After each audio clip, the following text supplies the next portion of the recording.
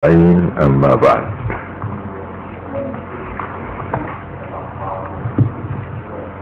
Ibu-ibu, bapak-bapak, dan saudara-saudara kalian yang saya hormati,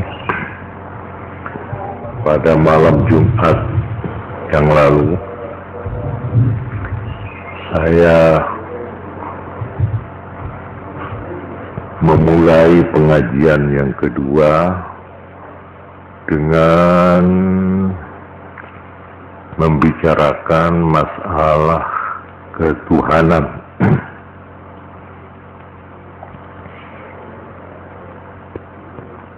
Yang sekaligus tentunya akan lebih sempurna kalau nanti pada saatnya saya akan meneruskan sekaligus mengenai teologi menurut Islam, ilmu ketuhanan menurut Islam. Tapi malam ini saya ingin mengajak saudara-saudara untuk membaca surat Al-Baqarah ayat 143 yang lengkapnya berbunyi, A'udzu billahi minasyaitonir rajim. Wa kadzalika ja'alnakum ummatan wasatan litakunu syuhada'a 'alan nasi wa yakuna ar-rasulu 'alaikum syahida. Dan demikianlah kami telah menjadikan kamu umat Islam umat adil, umat pilihan, umat yang tegak lurus di tengah, agar kamu menjadi saksi, menjadi pengawas, menjadi pengontrol atas perbuatan manusia, dan agar Rasul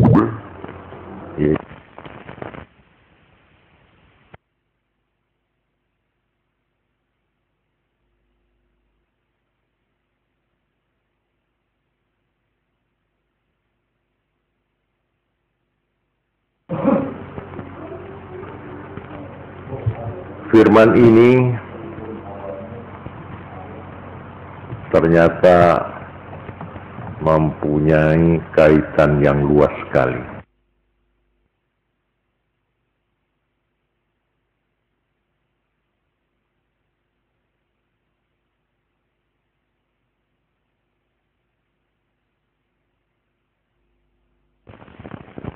Menjadi pengawas, menjadi pengontrol atas perbuatan kamu.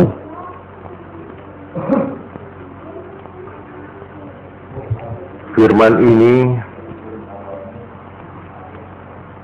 ternyata mempunyai kaitan yang luas sekali. Antara lain, di dalam sebuah sabda Rasulullah Sallallahu Alaihi Wasallam tertulis di dalam buku atau kitab yang bernama Al-Qaulul Musaddad fi Zabbi an Musnad Ahmad, buah karangan Ibnu Hajar Al-Hafidh. Dan hadis ini dinyatakan inna hadzal hadis lahu isnadun 'alin. Hadis ini berisnad tinggi. Bunyi lengkapnya hadis: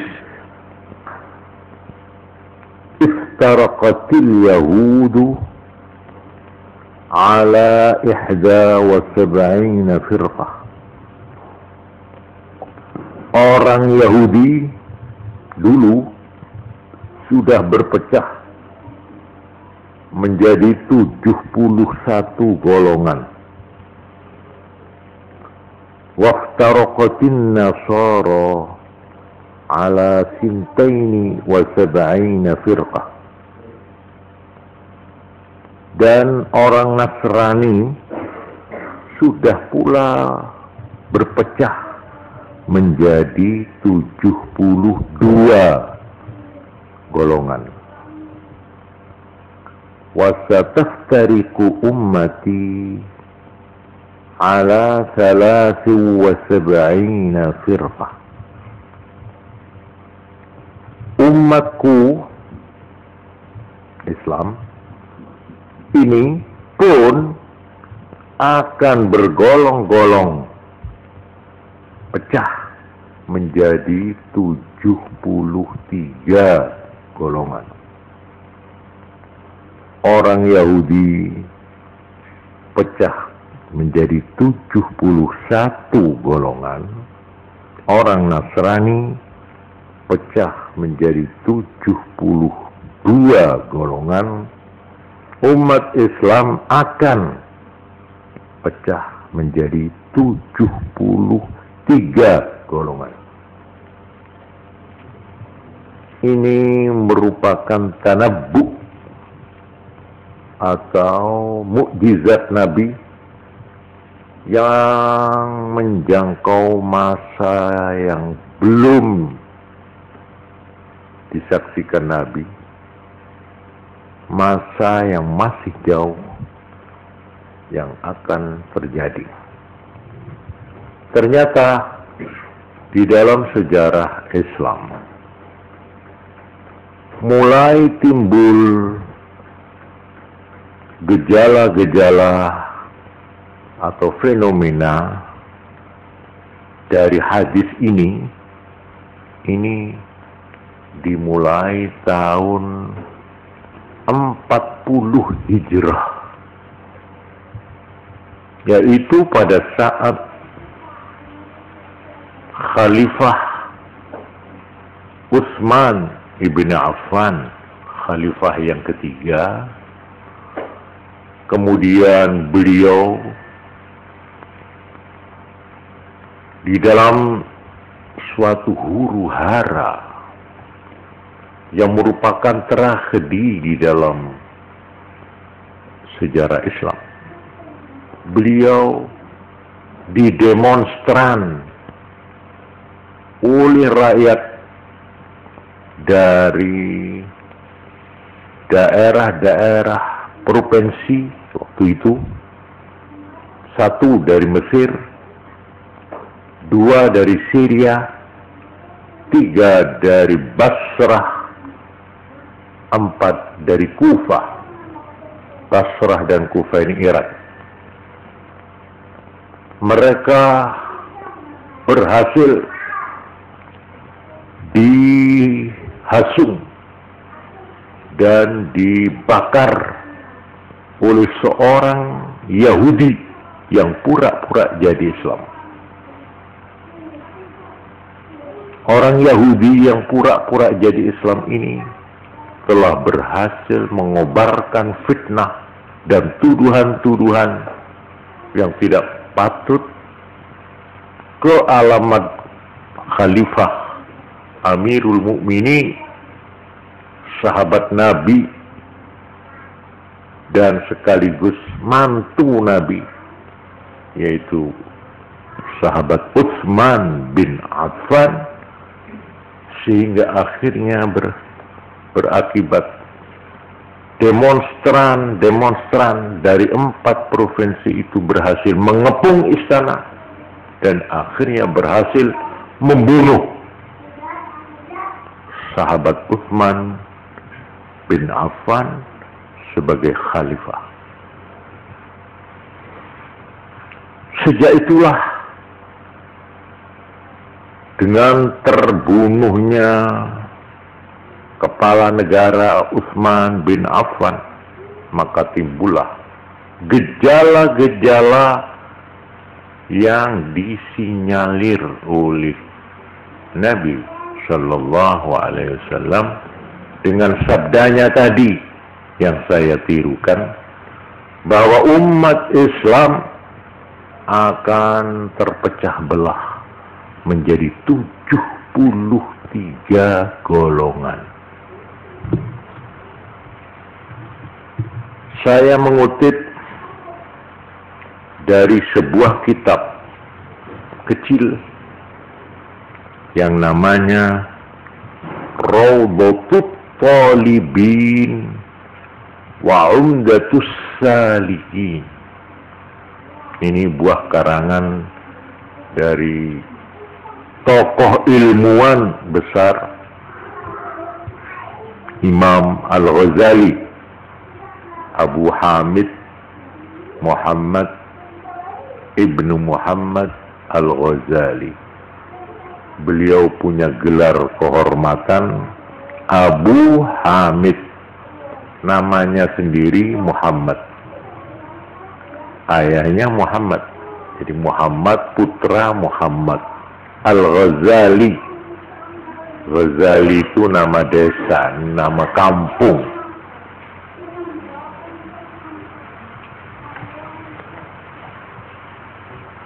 Di dalam buku kecil ini beliau menulis, untuk supaya otentik saya membacakan teks aslinya.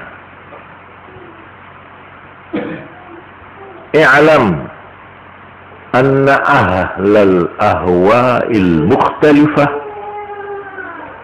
sittatu firaq.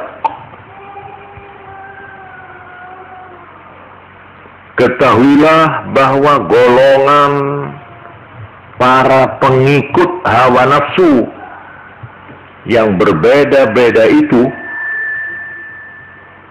ada 6 golongan. Wa kullu itsnaini minhuma biddani. Masing-masing 2 dari golongan itu berlawanan satu dengan yang lain. Wahia, golongan 6 itu ialah at-tashbihu wat-ta'tilu wal-jabaru wal-qadaru wal-rafdu wal-nasbu. Golongan Islam yang 6 pecah itu: 1, golongan musyabbihah, nama ini. 2, mu'attilah. 3, jabariyah. 4, qadariyah. 5, rafidah. 6, nasibah. Ini golongan musyabbihah berlawanan langsung dengan mu'attilah. Golongan jabariyah berlawanan dengan qadariyah. Golongan Rafidhah berlawanan dengan nasibah. Wa kullu wahidatin minha taftariqu ila 12 firqah. Masing-masing dari golongan 6 ini, masing-masingnya berpecah menjadi 12 golongan. Jadi kalau tadi dinyatakan 6 kali 12, 72. Jadi wa kullu min haula, masing-masing dari 6 dan dikalikan 12 itu 2, munharifuna, menyimpang, anis siratil mustaqim, mati.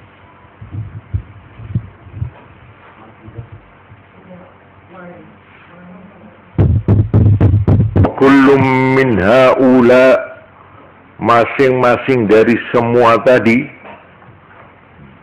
6 kali 12 jadi 72, munharifuna anis siratil mustaqim, menyimpang dari jalan yang lurus. Wal firqatun najiyah, golongan satu yang selamat, al-wasat, yaitu yang berada di tengah-tengah, yang tegak lurus di tengah-tengah. Jadi berarti 72 ditambah 1 menjadi 73, seperti yang disinyalir oleh Nabi itu. Wahum, siapa yang jalan tengah yang lurus ini? Wahum, yaitu ahlus sunnati wal jamaah, yaitu pengikut jejak Nabi dan pengikut mayoritas umat Islam. Ini ada kaitannya dengan hadis yang saya bacakan tadi. Sesudah beliau mengatakan, wasataftariku ummati ala 73 firqah, dan umatku akan pecah menjadi 73 golongan. Ini lalu ada yang tanya, qila, ditanyakan, ya Rasulullah, wahai Rasulullah, hal sama firqatun najiyah, apakah di sana ada golongan yang selamat? Qala, Nabi bersabda, ahlu sunnati wa jamaati, yang selamat itu yaitu pengikut sunnahku, pengikut jejakku, perjalananku, wa jamaati, dan golonganku, kelompokku, yaitu mayoritas umat Islam. Nah, ini dikomentari oleh Imam Ghazali dalam buku kecilnya yang tadi saya sebut, yaitu buku Rawdatul Talibin wa Umdatus Salikin. Yang penting, inilah yang perlu kita simak, yang perlu kita jadikan pengajian malam ini. Penjelasan beliau berikutnya yang berbunyi begini. Fa'ammal firqatul musyabbihah. Nah, adapun golongan musyabbihah, golongan yang pertama, fa'innahum balaghu wa ghalaw fi isbatis sifat. Mereka ini berlebih-lebihan di dalam menetapkan sifat-sifat bagi Allah Subhanahu wa ta'ala, hatta syabbahu, sampai mereka itu menyerupakan Allah dengan makhluknya. Wajawazul intiqal wal hulul wal istiqrar wal julus wa ma ashbaha dzalik. Mereka ini golongan musyabbihah membenarkan bahwa Tuhan Allah itu berpindah-pindah, bertempat, bahwa Allah menetap di satu tempat, bahwa Allah itu duduk, dan sebagainya. Jadi golongan yang pertama ini begitu letterlek,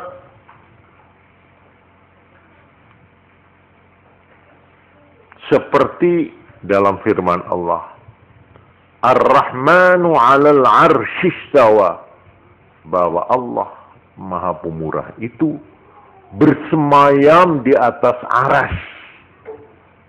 Bersemayam artinya duduk. Ya seperti manusia ini duduk. Seperti patung Buddha itu yang silo begini. Ya itu. Tuhan Allah juga begitu. Jadi di sini tergelincirnya golongan Islam yang disebut musyabbihah, yang menyerupakan Allah dengan makhluknya. Bahwa Allah nitis, bahwa Allah itu katanya turun ke langit pertama, bahwa Allah itu bicara dengan Nabi Muhammad waktu Mi'raj, berhadap-hadapan muka. Itu semuanya dibayangkan, dikhayalkan Allah itu seperti kita ini.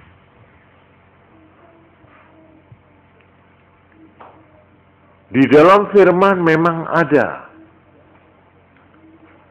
yang menyebut yadullahi fawqa aydihim, tangan Allah di atas tangan manusia. Ini ayat Quran. Ini oleh golongan musyabbihah diartikan tangan-tangan ini. Jadi Tuhan itu punya tangan, yang tangan Allah ini di atas tangannya manusia. Ini golongan ini sudah menyimpang. Sebab Allah dipersamakan dengan makhluknya. Wa ammal firqatul mu'attilah, adapun golongan lawannya musyabbihah, yaitu yang disebut golongan mu'attilah. Fa innahum balaghu wa ghalaw wa balaghu fi nafi tashbih hatta waqa'u fi ta'til. Golongan mu'attilah ini mereka berlebih-lebihan, maksudnya di dalam mensucikan Allah dari keserupaan. Jadi kalau tadi menyerupakan, yang ini sebagai reaksi lawannya mengatakan tidak, Allah tidak sama dengan makhluk. Sehingga mereka itu karena berlebih-lebihan akhirnya terjerumus ke dalam sikap pengosongan. Ta'til itu kosong, mengosongkan. Artinya bahwa Allah tidak punya sifat apa-apa. Allah, ini umpama tangan ini ya, Allah kok disebut punya sifat? Sifat. Terus ini ada dua kalau begitu. Ada diri Allah, zat Allah, ada sifat. Nah, tidak benar itu. Katanya golongan mu'attilah. Allah ya Allah. Sifat, tidak ada sifat Allah. Tidak punya sifat apa-apa. Ini disebut golongan Mu'attilah. Golongan yang meniadakan sifat bagi Allah. Begitu mereka itu berhati-hatinya, begitu mereka mengadakan reaksi terhadap golongan pertama, yang menyerupakan Allah dengan makhluk, ini untuk tidak menyerupakan sampai mengatakan Tuhan Allah itu tidak punya sifat.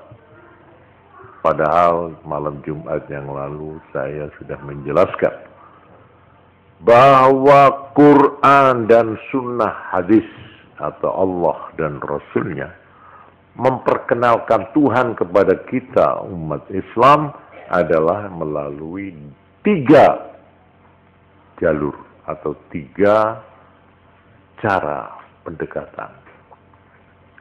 Pertama yaitu memperkenalkan nama diri Tuhan itu, yaitu Allah.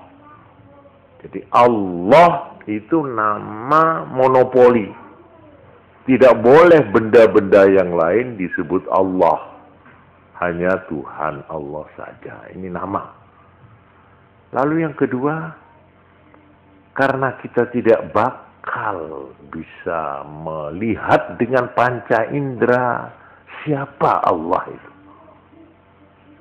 Apa Allah itu? Maka Quran atau agama, ya, Tuhan memperkenalkan Allah kepada kita ini dengan menyebut apa? Menyebut sifat-sifatnya. Nah, oleh golongan tadi Mu'attilah dikatakan Allah tidak punya sifat. Sebab kalau punya sifat sama dengan manusia, sama dengan makhluk yang lain. Benda itu putih, orang itu ganteng, orang itu berkuasa. Nah, kalau Tuhan dikatakan Allah itu berkuasa kan sama dengan itu. Presiden itu berkuasa, penguasa. Tuhan Allah juga penguasa. Ini sama. Ini golongan Mu'attilah mengatakan Tuhan tidak punya sifat. Padahal Quran dan hadis memperkenalkan kepada kita sifat-sifat Allah. Maha kuasa, maha pencipta, maha tahu, maha mendengar, maha ini, ini Allah sendiri yang mengatakan dalam Quran, didukung dan dijelaskan pula oleh hadis. Ini jalan kedua. Lalu jalan yang ketiga, yaitu dengan memperkenalkan apa? Apanya? Malam Jumat yang lalu.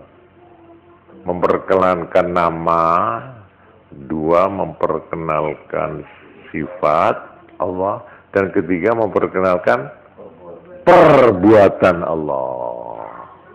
Bahwa Allah itu penindak, bahwa Allah itu mencipta, bahwa Allah itu mengatur, menata dunia alam semesta ini dan sebagainya. Bahwa Allah itu menentukan nasib orang, bahwa Allah lah yang menyembuhkan orang itu, yang mencelakakan orang, dan. Ini namanya perbuatan Allah. Saya teruskan. Wa amma ahlus sunnati wal jamaah. Tadi golongan musyabbihah dan golongan lawannya yaitu Mu'attilah. Sekarang ahlus sunnah wal jamaah, yaitu pengikut garis dari tuntunan Nabi dan yang mengikuti golongan Nabi, fa innahum salakut tariqal wasat. Mereka menempuh jalan tengah di antara 2 tadi itu, golongan musyabbihah dan golongan Mu'attilah. Wa asbatu sifatillahi kama waradat. Mereka golongan Ahlus Sunnah ini meneguhkan, menetapkan adanya sifat-sifat Allah kama waradat, sebagaimana yang diterangkan dalam Quran dan hadis. Yaitu kita terima karena ini memang datang dari Quran dan datang dari hadis, dari Allah dan dari Rasulnya. Tapi golongan Ahlus Sunnah ini menetapkan adanya sifat Allah min ghairi tashbihin wala ta'til, tanpa menyerupakan dengan makhluk dan juga tanpa meniadakan sama sekali sifat itu. Jadi kalau dikatakan Allah kuasa, lah presiden juga kuasa. Ya, tapi Allah kuasa lebih ya daripada kuasanya siapapun. Kekuasaan dari makhluk itu terbatas, tetapi kekuasaan Allah tidak terbatas. Ini sebagai contoh ya. Kalau ada yang mengatakan itu tangan Allah di atas tangan manusia, kita hanya percaya bahwa tangan Allah itu dikatakan tangan Allah, tapi tidak seperti tangan-tangannya makhluk. Bagaimana? Tidak tahu. Nah, ini Ahlus Sunnah. Tapi ada lagi Ahlus Sunnah yang memberikan interpretasi tangan itu artinya kekuasaan. Jadi kalau disebut tangan Allah itu artinya kekuasaan Allah. Jadi itu hanya meminjam bahasa. Jadi itu namanya kiasan saja, arti kiasan. Nanti saya mau bicarakan hal ini lebih lanjut dalam uraian tentang teologi, ya, ilmu ketuhanan menurut Islam. Kemudian ada lagi di sini keterangan golongan yang ketiga. Wa ammal jabariyatu wal qadariyah. Dua golongan yang berlawanan. Fa kullum minhum ba'idun 'anil shiratil mustaqim. Maka masing-masing dari kedua golongan ini jauh dari jalan yang lurus. Bagaimana penjelasannya? Begini. Faman nafal masyi'ata wal kasba an nafsih fahuwa jabari. Siapa yang mempunyai kepercayaan bahwa manusia ini tidak punya kemauan, bahwa manusia ini tidak punya usaha, sama sekali manusia ini adalah wayang yang tidak berdaya, tidak berkekuatan dan tidak mempunyai inisiatif, tidak punya apa-apa. Fahuwa jabari. Maka golongan ini disebut golongan Jabariyah. Orang yang menganggap bahwa hamba Allah yang namanya manusia ini tidak punya kemauan, tidak punya usaha, semua di tangan Allah. Nasib kita ini kita tidak ikut menentukan. Kita bodoh, Allah yang membuat. Kita jadi pelacur, Allah yang menjadikan. Kita jadi maling, Allah. Semua di tangan Allah. Manusia ini adalah robot yang sepenuhnya digerakkan oleh Allah. Nah, paham begini ini disebut golongan Jabariyah. Sebaliknya, Wa man nasabahuma ila nafsi. Siapa yang mengatakan bahwa manusia mempunyai kehendak, mempunyai kemauan, dan mempunyai usaha secara penuh, fahuwa qadari, maka dia golongan qadariyah. Kalau ada yang kiri, dua-dua ini sudah menyimpang dari garis yang lurus. Kalau orang sudah mempunyai kepercayaan, manusia ini wayang terserah kepada dalangnya. Dalangnya ialah Tuhan. Kita manusia ini, apa katanya Allah? Dibikin baik ya katanya Allah, dibikin buruk ya katanya Allah. Dibikin goblok ya Allah, dibikin pinter ya Allah, dibikin naik pangkat ya Allah, dibikin sukses dalam hidup ya Allah. Semuanya dipulangkan kepada Allah, seolah-olah manusia tidak punya peranan sama sekali. Ini golongan Jabariyah. Inilah yang menjadi sumber adanya aliran yang disebut fatalisme, menyerah kepada takdir, gelundung semprong. Repopon. Ini orang yang sudah apatis dalam hidup, putus asa dalam hidup. Melarat diapakno maneh. Yes ngene tulisane, panjenengan ngene nasibe arep apa neh. Lho ini golongan Jabariyah. Golongan yang sama sekali tidak berusaha, yang sama sekali tidak mempunyai inisiatif, tidak punya ikhtiar, tidak punya usaha. Ini salah.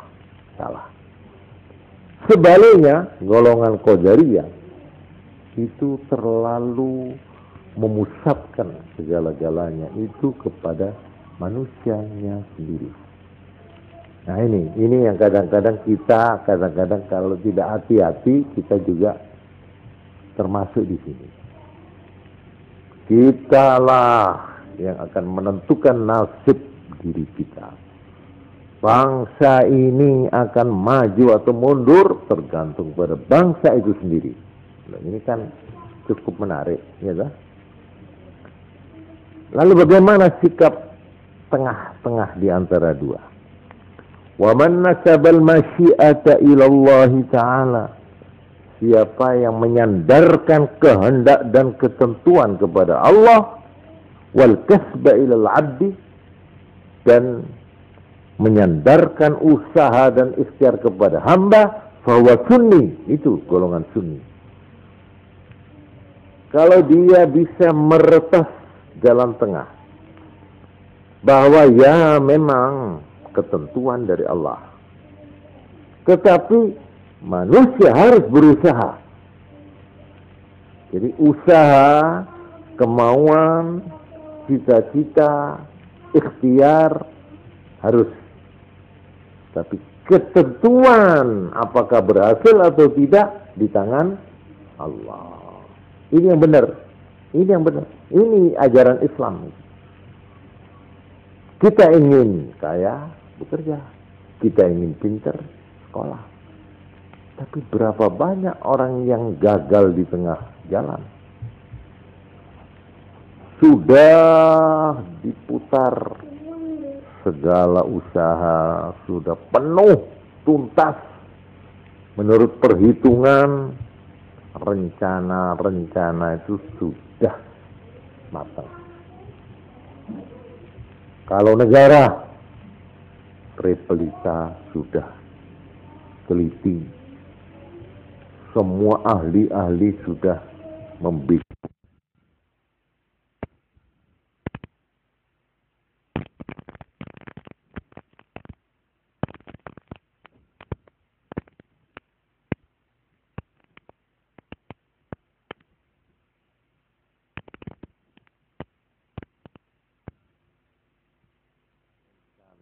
menggelimet. Tapi apakah rencana itu semuanya berhasil seperti yang direncanakan?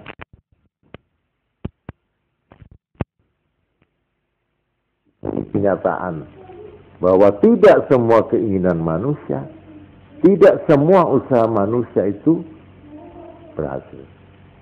Nah, berhasil atau tidak adalah di tangan Allah. Karena itu, seorang mukmin, seorang Islam yang baik, itu harus selalu di dalam memulai apa-apa, di dalam bekerja dan berusaha, tidak boleh meninggalkan kata-kata insya Allah kalau dikehendaki oleh Allah. Mari, kita ke sana. Ya baiklah, insya Allah. Ayo kita dagang supaya berhasil. Sebab menurut perhitungan saya, ini begini. Ini berhasil, insya Allah. Nah, itu.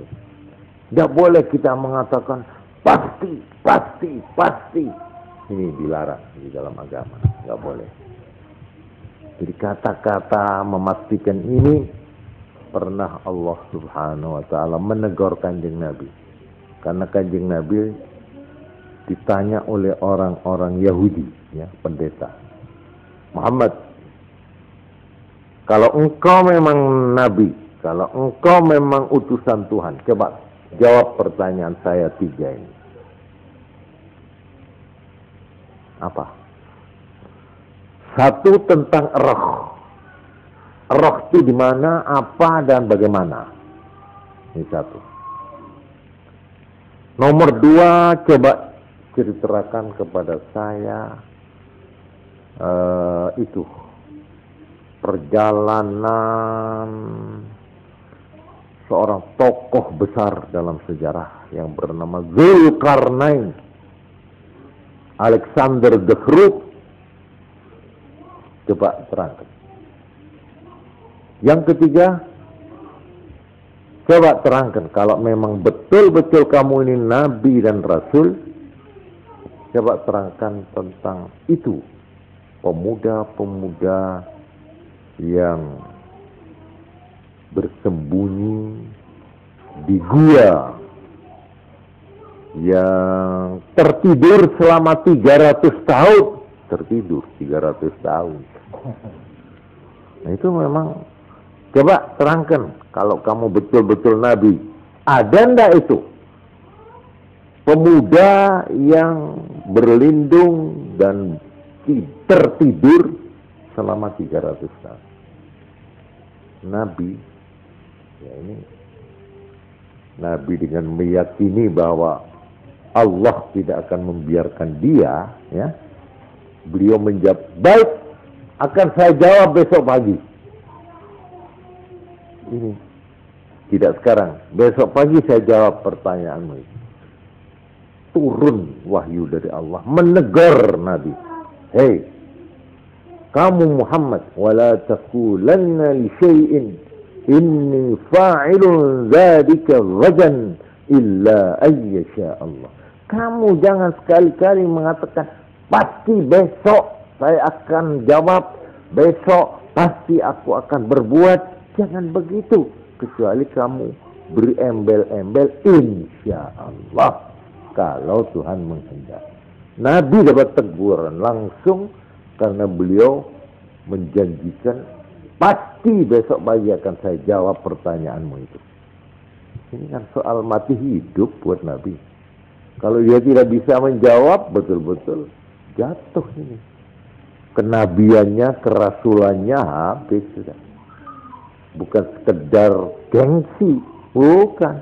Berakhir kerasulannya kalau beliau tidak bisa menjawab.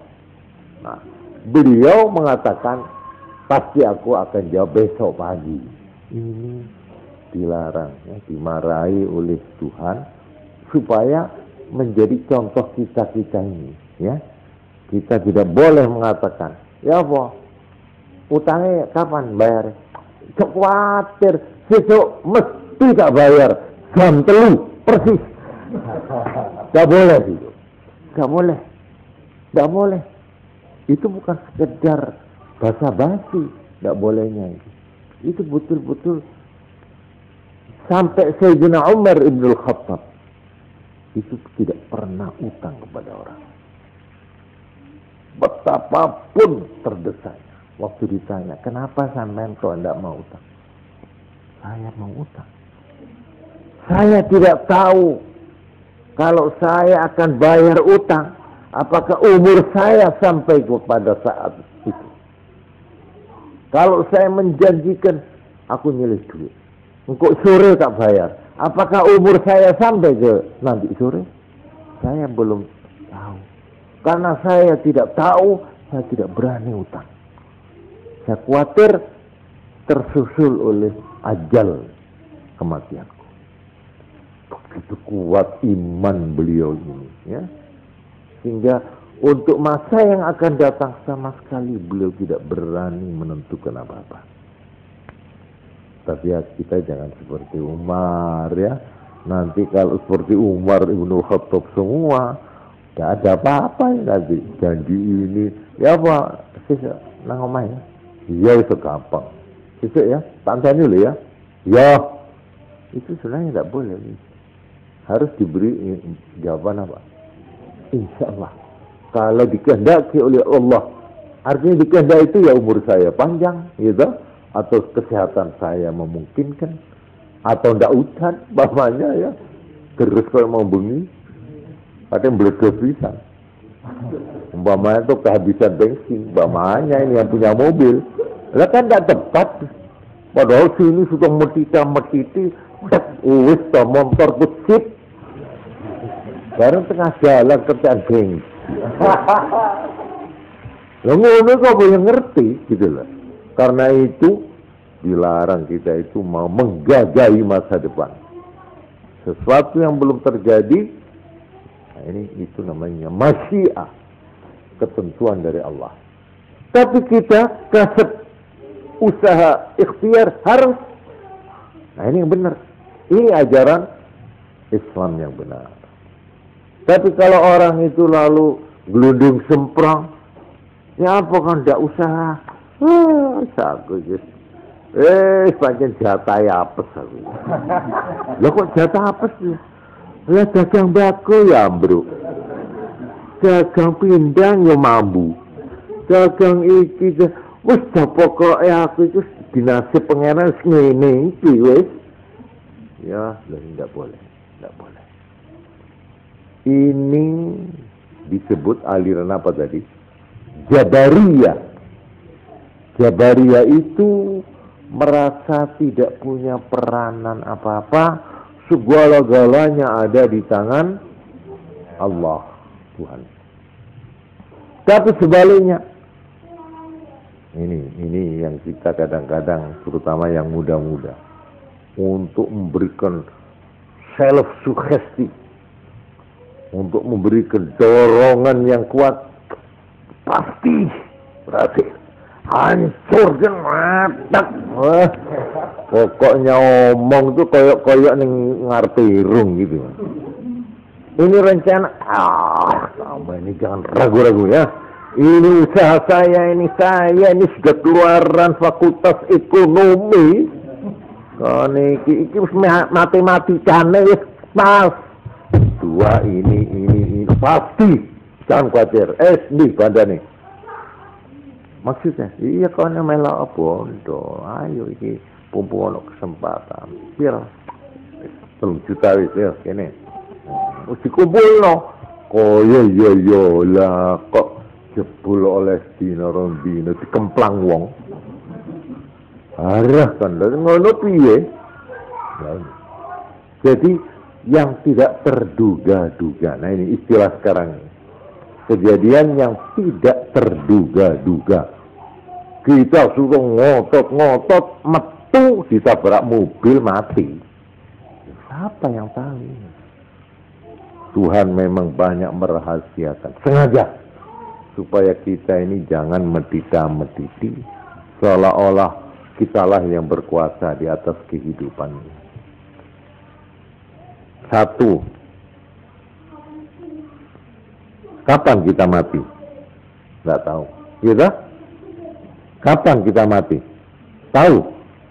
Jangankan mati, Pak. Kapan kita tidur? Nggak tahu. Ayo, siapa yang tahu? Mulai jam berapa, lebih berapa menit, lebih berapa sekon dia tidur? Wah, saya tadi malam jam 10 lewat sekian menit, sekian sekon, nggak turu nek ngono. Lalu saya ngerti masa turu. Jadi orang itu untuk jangankan umurnya, ajalnya, tidurnya nggak ngerti. Melek juga nggak ngerti kapan saya bangun, nggak tahu. Boleh saudara rencanakan, coba aja. Ya wis kali aku ngelakoni. Saya besok pagi harus sumamane. Kayak apa itu? Jam apa? Pacar. Muni wis. Ya dilalah iku kok kene kuping iki mbok krono ngipi apa? Kebablas. Ya. Ono mesen anu ya hati-hati lho ya. Gugantran lho aku kadung nekat aku. Tak jajal jam 4 persis. Ya itu. Kono awas ya, hati-hati lho. Lho sing diweling malah sing lali keturun. Jadi kapan kita lahir, tidak ada yang tahu. Kapan kita mati? Kapan kita dapat rezeki? Tidak ada yang tahu. Kapan saya dapat rezeki?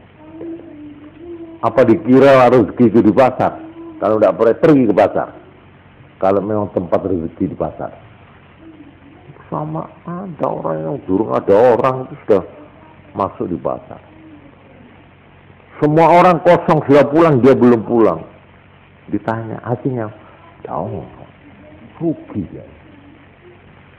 Jadi tempat rezeki itu tidak ada yang tahu. Lero rebutan uang. Lero rezeki itu di kolong. Enak, tidak ada yang tahu. Kadang-kadang metu teko omah ada orang weruun loh sampe nokulan iki tadi teng kantor nih kantor CV kantor PT nopo-nopo lho nggih ndak sing bagian anu ta anu nang gini kulon iki wonten barang itu walhasil di luar dugaan di muka pintu rumah kita mengadakan perjanjian dengan orang itu seketika jadi 200.000 untungnya. Nah, omong ini tak baleni sisuk apa ya iso. Gak bisa. Ini kebetulan namanya. Nah, soal-soal yang kata orang Belanda dikatakan toevallig. Kebetulan katanya. Di dalam kamus Islam tidak ada kebetulan. Semua sudah ditentukan oleh siapa? Allah. Bahwa kamu jadi jodohnya ini Allah. Wah, kebetulan aku sabune pedhok emas iki ya kebetulan. Aku iki pas udanan kuno duwe payung. Aku iki kepeksa ngampung payungnya lho kok terus jadi bojone. Itu kebetulan itu. Nggak ada rencana dari rumah saya tak ndolek wong sing duwe payung supaya saya jadi istrinya, nggak ada. Angan-angan begitu nggak ada. Jadi yang namanya kebetulan itu sebenarnya nggak ada. Jadi kita harus memupuk kepercayaan ini, ya, bahwa saya menjadi teman bahwa saya pergi ke sana tidak ketemu orangnya. Saya di tengah jalan yang saya cari sebulan yang lalu ketemu. Alhamdulillah, sudah sebulan saya cari. Alhamdulillah. Ini kita jangan melupakan syukur kepada Allah. Sebab itu sebenarnya Allah yang tidak ada barang bergerak di bumi ini. Tidak ada barang yang diam di bumi ini di luar pengetahuan Allah. Tidak ada. Karena itu, kalau kita sudah punya tekad keyakinan yang mendalam begini, kita tidak was-was menghadapi hidup. Aku ikut bertempur, di tengah desingan peluru, kalau Allah belum menutup usiaku, aku akan pulang. Aku akan pulang. Tapi biarpun aku tidak perang, berapa ribu orang yang mati di atas ranjang. Apa lalu kita takut tidur di atas ranjang? Karena orang selalu yang banyak itu, mayoritas orang mati itu di atas gerdin. Apa lalu kita tidak tidur di atas gerdin? Sudah enak ya. Mbahku biar mati ning kene. Mbahku ya ning kene, anakku ya ning kene, ning gerdin. Jadi aku tak ning nduri klopo ae. Gak ada orang yang sinting begitu itu. Tapi kalau orang beriman, tak soal. Berapa ratus kejadian lalu lintas, kecelakaan, tabrakan. Tapi kalau orang beriman, tidak usah was-was. Naik pesawat, naik kereta api, naik Honda, bismillah. Karena itu kalau mau naik apa-apa, Kanjeng Nabi dawuh. Nek kon njaluk selamat ya, nek mau nek arep lunga ki maca iki. Ya apa? Bismillah. Tawakkaltu 'ala Allah. Wala haula wala quwwata illa billah. Terutama supir. Oh, kudu. Itu mesti nubruk paling enggak. Mesti nubruk mati. Ya nubruk tapi tidak mati. Lah gitu loh. Itu penting itu buat orang yang punya SIM. Jadi ini SIM dari Allah. SIM dari Rasulullah. Nek kon arep lunga-lunga ya dadi supir utawa dadi penumpang. Maca iki. Bismillah tawakkaltu 'ala Allah wala haula wala quwwata illa billah. Gampang itu. Ya. Bismillah. Monggo ditutno kula. Bismillah. Tawakkaltu 'ala Allah. Tawakkaltu 'ala Allah. Wala haula wala quwwata illa billah. Wala haula wala quwwata illa billah. Dengan nama Allah, aku pasrah kepada Allah. Ya. Tidak ada daya kekuatan untuk selamat atau menghindar dari bahaya kecuali dengan pertolongan Allah. Ini isinya itu tadi. Nek wong duwe iman, oh mantep itu. Jadi orang yang mempunyai iman, ya, bahwa kita harus berhati-hati, memang ini harus digandeng.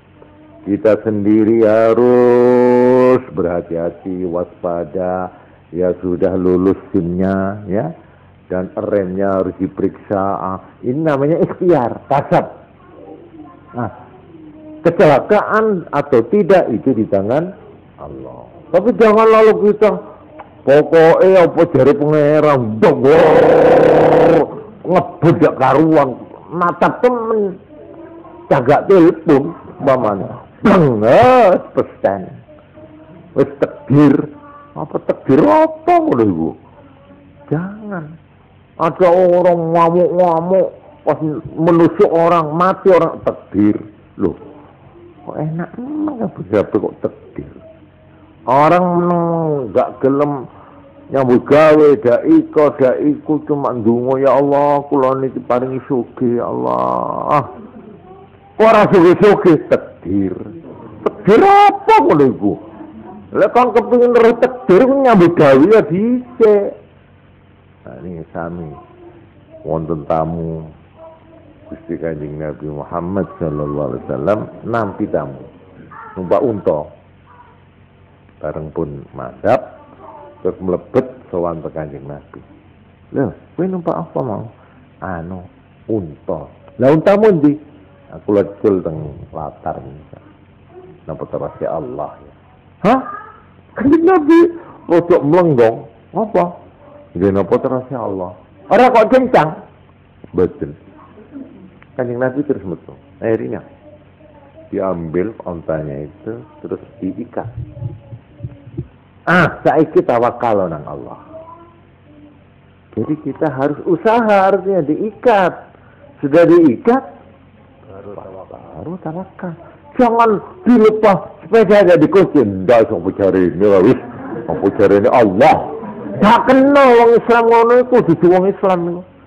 Dudu Islam sing sempurna maknane ya. Mamane lawange dak dikancing. Nopo terus sih. Tawakal. Ndak dikunci kabeh. Wah, akhirnya antara digaji. Kita kan ngendi apa kecolongan wah sepanjang takdir Allah. Lo tak kenal, tak ilok ngono. Dikancing, dikunci. Turu.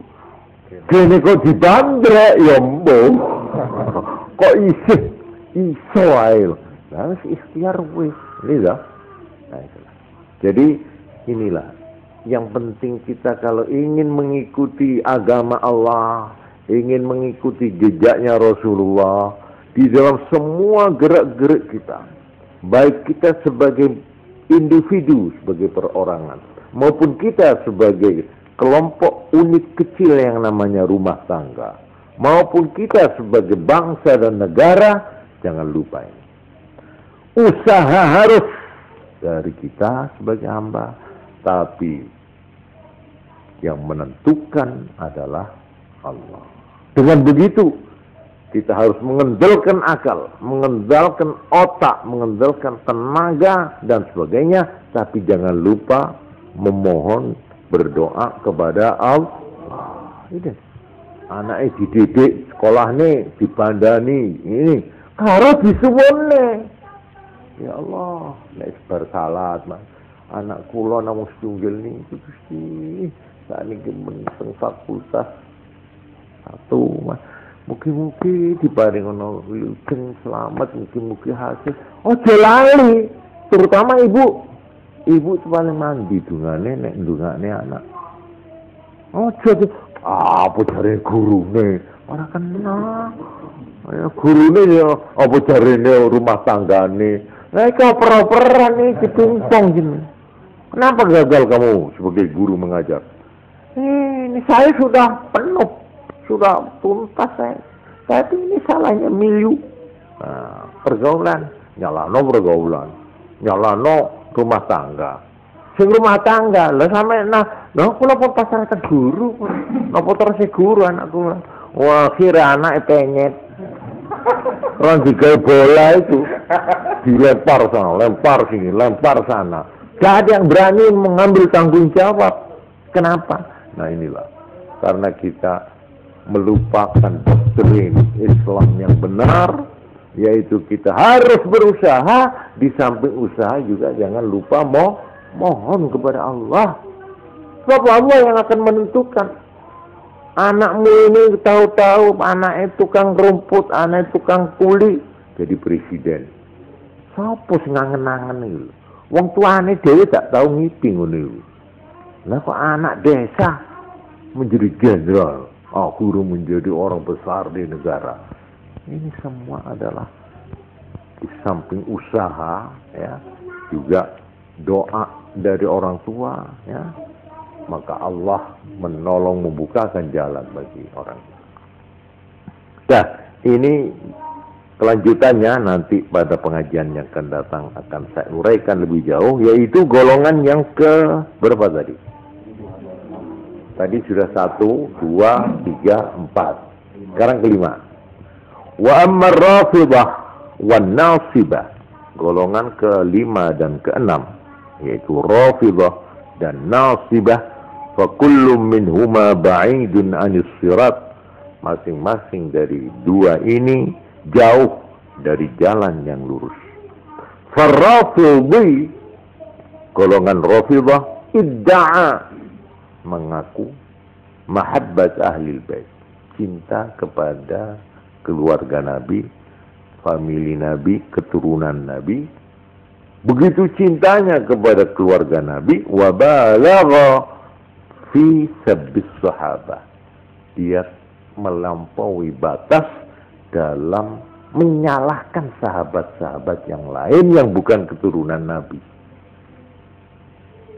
Wa bughihim, dan membencinya. Ini nanti ada panjang ini keterangannya. Ada sekelompok umat Islam yang begitu mengagul-agulkan Nabi dan keturunannya, yaitu Sayyidina Ali. Untuk Sayyidina Ali itu mantunya. Anak Nabi yang punya keturunan itu anak perempuan, Fatimah. Yang lain tidak ada. Dari Fatimah yang suaminya itu Ali bin Abi Thalib, ini kalau keturunan sampai sekarang yaitu Habib itu, ya. Loh, ini ada orang yang begitu fanatik kepada Nabi dan kepada Ali dan keturunannya sampai ke baju. Ke baju itu apa? Bareng Kanjeng Nabi sedo. Lah kok Abu Bakar yang ganti? Apa haknya dia? Sesudah Abu Bakar diganti oleh Umar Ibn Khattab. Apa haknya dia? Sesudah Umar Ibn Khattab diganti oleh Utsman bin Affan. Apa haknya dia? Salah itu. Mestinya Nabi meninggal, yang ganti siapa? Ali. Mestinya Ali itu ya mantunya, ya misanannya. Ini nanti akan berkembang menjadi yang sekarang disebut golongan Syiah. Khomeini, Iran. Ini nanti akan saya ceritakan. Mereka itu begitu menyanjung dan mengagul-agulkan Nabi dan keturunannya lewat Sayyidina Ali, sampai membenci sahabat-sahabat yang lain. Ini nanti akan saya terangkan. Mereka itu sampai mencela Abu Bakar. Sampai nun sewu. Pesarane Kanjeng Nabi ini. Niku Madinah di tengah.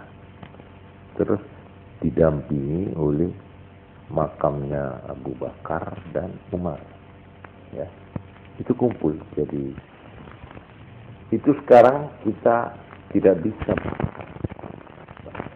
mempertemuan. Abu Bakar dikatakan kafir, Umar dikatakan kafir karena dia kelewat apa? Kelewat cinta kepada Sayyidina Ali. Ini golongan namanya Rafidhah. Sebaliknya wan Nasibiyyu balagha fit ta'assub min jihati sahabah. Golongan Nasibah ini begitu fanatik kepada sahabat-sahabat itu hatta waqa'a fi adawati ahli al-bait, sampai mereka jatuh terjerumus memusuhi keluarga Nabi. Nah, ini sebaliknya tadi, wa nasaba Aliyan radhiyallahu an ila zulmi wal kufr. Ini kita begidik, berdiri bulu roma kita kalau melihat ini terjadi sejak tahun 40 Hijrah. Nanti akan saya dongengkan supaya kita tuh melek. Kenapa umat Islam ini kok bermacam-macam? Malahan sekarang Irak dan Iran ini perang, dan perangnya ini rupanya dari pihak Iran. Kenapa dia tidak mau menghentikan? Padahal semua minta. Ini orang tidak tahu bahwa Iran ini didukung oleh satu doktrin, suatu ajaran, yaitu ajaran Syiah. Apa Syiah nanti saya terangkan. Bagaimana pendiriannya terhadap orang yang dianggap lawan. Itu tidak ada kompromi. Tidak ada kompromi. Nah, sekarang wa amma ahli sunnah, nah, golongan yang tadi tengah-tengah, fa innahum salakut tariqal wasat, mereka menempuh jalan tengah. Fa ahabbu ahlal bait, mereka menghormati dan mencintai keluarga Nabi. Wa ahabbus sahabah, dan juga serentak dengan itu juga mencintai dan menghargai sahabat-sahabat yang lain. Sama-sama kita hargai. Kita cinta kepada Sayyidina Ali, kepada Fatimah, juga kita cinta kepada Abu Bakar, Umar, Utsman, dan sahabat-sahabat yang lain. Wa hafizallahu ta'ala alsinatahum minal waqi'ati fi ahadin minhum, dan Allah memelihara lidah mereka ahlu sunnah dari ngomong tidak baik, mencela salah seorang di antara sahabat-sahabat yang manapun illa bilhamdi wassana'i alaihim, kecuali dengan memuji dan menganggap baik kepada mereka semuanya. Falillahil hamdu wal minnatu wassyukur. Ini tulisan dari Imam Ghazali dalam kitab itu. Ini buat saya penting ini untuk diketahui oleh kita, sehingga kita jangan pusing melihat keadaan di kanan kiri ini. Kenapa umat Islam ini mempunyai pendirian yang berlain-lain? Nah, ini. Saya terus terang selalu mensinyalir hal ini. Kenapa terhadap Pancasila umat Islam ini mempunyai sikap yang berlain-lain? Nanti akan saya uraikan insya-Allah pada pengajian yang akan datang. Ya. Tapi saya memang sengaja mengajak sampean, mari sedikit mendasar kita melihat di mana sumbernya, di mana letaknya, dari mana asal mulanya. Nah, asal mulanya justru sinyalemen dari Rasulullah sendiri, ya, di mana Nabi mengatakan besok umatku akan menjadi pecah menjadi berapa tadi? 73 golongan. Ya. Nah, sabda ini ada dua yang perlu dicatat. Pertama, bahwa Nabi menyebut ummati sataftariku, ummati, umatku. Lu artinya masih dianggap umatku. Jelas ini ya. Jadi 73 itu ummati, umat saya. Jadi masih diakui oleh Nabi sebagai pengikutku. Cuma yang selamat satu, yang tidak usah mampir nang neraka, gitu loh. Tapi yang lain, kalau memang mereka itu beriman tetap sampai akhir hayatnya, ya masuk surga, cuma liwat mampir nang neraka. Lho ngono to. Bedane berikut to. Sebab gini, kalau sudah tidak diaku umatku, dia tidak bakal masuk surga. Tidak bakal selama-lamanya. Seperti firman Allah, khalidina fiha. Khalidin itu kekal selama-lamanya. Jadi kalau boleh saya gambarkan, ini surga, ini neraka. Orang itu asal punya iman syahadat kepada Allah dan Nabi Muhammad sallallahu alaihi wasallam sebagai rasul, ini dibagi dua. Ada yang karena dosane rada akeh gitu loh. Ya sing salate ora temenan upamane ini. Ya wis sing pasane sing gur tutup gendang apa sing kendang apa. Ya cuma kawitane mbek burine tok upamane iki upamane. Atau ya wis kabeh wis dines bayange pasan kerja zakate sing rasa-rasa. Padahal dia usaha besar udah. Upamanya. Lho iki nek mati dia kok dosane ora disepuro karo Allah, ya mlebu swarga ning mampir dhisik ning neraka. Pirang tahun? Mbok 300. Nah, gitu loh.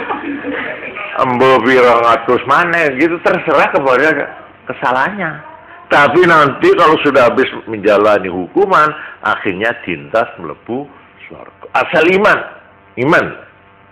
Tapi nek wong tidak iman, tidak percaya nang Allah, tidak percaya nang Rasul, langsung neraka gitu. Neraka kasih salawase ning kono, tidak bisa munggah maneh. Tapi ada lagi orang Islam yang berbahagia. Dia itu ya tidak bersih dari kesalahan. Cuma karena dia mohonnya itu luar biasa, mohon ampun, mohon ini. Dia berusaha semaksimal mungkin lah sudah. Ya, kesalahan minta sepuro nang wong anu dosaku sampean sepuro. Walhasil usahanya maksimal lah sudah. Dosanya banyak orang. Mati. Tapi dia ternyata diampuni dosanya oleh Allah. Langsung trip, nah, lampu hijau swarga. Cuma baik-baik gitu. Dah gitu toh. Nang sing neraka itu. Nggak usah liwat tuh, terus langsung gitu. Itu kalau orangnya itu punya totok kromo di dalam beragama. Dia merasa dosa, dia merasa kurang, tapi dia mengendalkan Engkau ya Allah. Sejelek-jelek aku hambamu ini, aku masih punya Allah, Tuhan yang paling baik, yang paling pengampun. Betapapun besar dosaku, masih lebih besar rahmatmu ya Allah. Ini totok kromo ini. Betapapun aku telah melakukan kesalahan, tapi Engkau ya Allah, permohonan makhlukmu yang paling jelek kamu terima, yaitu iblis. Iblis itu diterima permintaannya. Waktu dia minta kepada Allah, Allah, kalau saya sudah ditulis begini, perkenankan, saya minta satu saja. Apa yang kamu? Berilah aku umur yang panjang, jangan aku matikan sampai hari kiamat. Saya sepanjang hidup di dunia tidak mati-mati. Saya tidak akan berhenti siang malam, setiap saat, setiap detik akan membalas dendam kepada anak keturunan Adam ini. Ini diterima, ya Allah. Baik, permintaanmu untuk saya verleng umurmu. Jadi iblis tidak mati-mati. Iblis yang gudo Nabi Adam sampai sekarang ini ketemu kita itu. Kita masih menangi. Terus tidak mati-mati. Nah ini kita. Ini ada seorang orang alim ya. Ndonga ngoten wis atine wis rusak dosa kesalahan. Ayo apa aku iki? Olehku salat ya lagi saiki ya nae. Mamane. Tapi dia tidak putus asa. Ya Allah, aku kembali kepadamu. Aku bersujud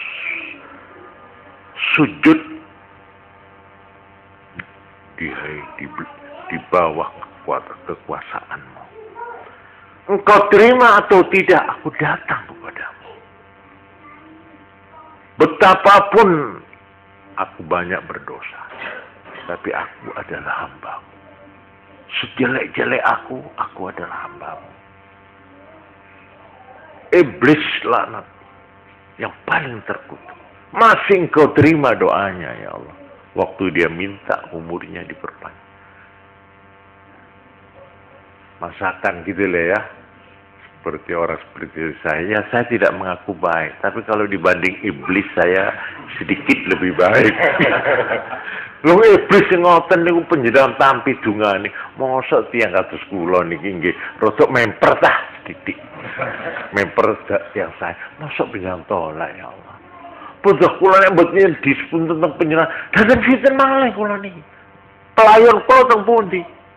Kula niki pun dimoi pemerintah moh teng kula koruptor. Masyarakat pun moh teng kula niki. Kula niki pokoke kali keluarga kali sinten pun mboten diakoni kula niki. Saking amoe kula. Lah nek kabeh-kabeh mboten ngakoni, lah panjenengan mboten ngakeni. Teng pundi kula blayu niku sambil menangis diterima orang itu diterima. Wong nek rumangsa salah lan arep nglereni dilus-lus karo Allah. Allah itu Maha Murah, Rahman Rahim itu lebih daripada seorang ibu. Seorang ibu anaknya yang nakal, yang dugal, yang sudah menyakiti hati, akhirnya diusir oleh ibu.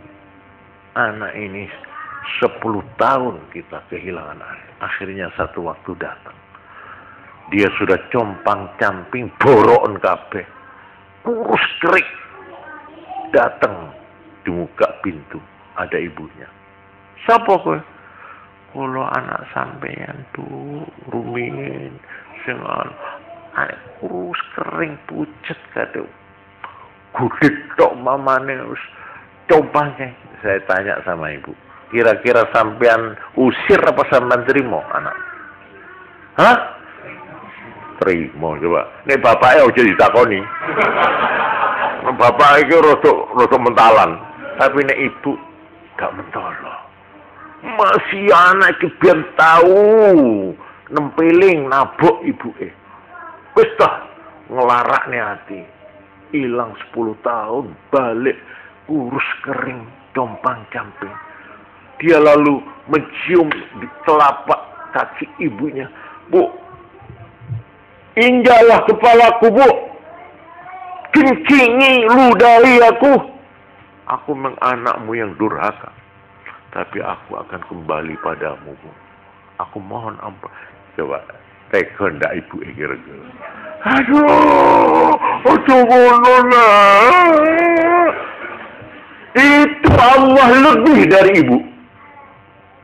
Betapapun dosamu, kalau kamu betul-betul mau kembali kepada Allah dengan penuh kesadaran, sikap Allah kepadamu melebihi ibu tadi itu. 10 kali lebih daripada ibu itu akan diterima. Karena itu, kalau orang berdosa betul-betul bertobat dalam arti menyesali perbuatan yang lalu dan menghentikan perbuatannya hari ini dan tidak akan mengulangi lagi dosanya, maka setiap yang namanya tobat itu yang diterima, maka orang yang tobat itu seperti tidak punya dosa sama sekali. Itu betul. Nabi itu bersabda gitu. Numpuh kaya apa dosamu, ya. Nang Gusti Allah lho nggih. Tapi nek nang menungso kudu njaluk halale. Niku bedane. Nek salah kepada orang, ndak cukup diwacakno Fatihah doa mbamane nggih utawa kirim surat halal bihalal, semua kesalahan saya yang lalu dan yang akan datang mohon maaf. Lho kok enak men ya opo? Dosa saya yang lalu dan yang akan datang apa iso niku guyon niku. Mboten cukup kedah di sepura. Barang sampean rumin katut teng kula sementen, kula badhe mangsulaken kok mboten gadah. Terus pundi niki? Oh, ampun Mbak Yu pun kesane pun kula pun lila lho niku syarate. Pun ilang pun bisa panjenengan. Tapi nang Gusti Allah mboten usah dadak balekno ngoten pun. Asal telu. Syarate wong njaluk di sepuro dosane nek duwe salah nang Allah lho. Nomor 1 menyesali yang sudah betul-betul menyesal kesalahan yang lalu. Ini satu. Harus penuh kesesalan.